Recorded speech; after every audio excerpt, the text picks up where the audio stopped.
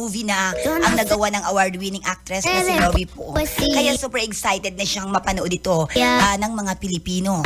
Pero sa kabila nito, hiyang-hiya pa rin daw ang kapamilya star kapag tinatawag siyang Hollywood actress.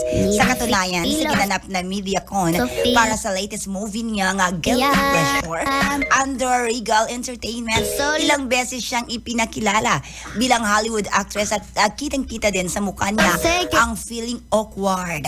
Ayon kay Lovie, pareho lang ay binibigay niyang effort sa mga projects niya rito sa Pilipinas at sa Hollywood.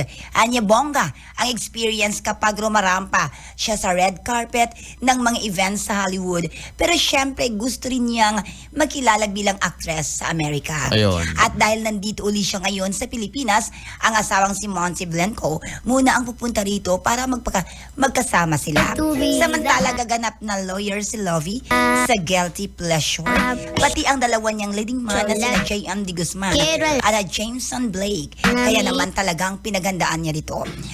Ito'y mula sa panulat nila Noreen Capili at Tricia May Deres at sa direksyon ni Connie Macatuno na nakatrabaho na rin ni Lovie sa pelikulang Malaya with Sanjo Marudo. Ayun, oo.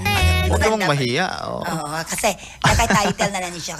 Pag kasali ka sa Hollywood, maano talaga ka, JR? Tawagin na rin kang Hollywood actress. Ito or si actor. Lovie, low-key, no? Low-key. At alam niyo naman, anak niya ni Fernando Po Jr. Yes, mahusay din At mag-arte. ni Rowena Moran, hindi ko nagkakamali. Magaling.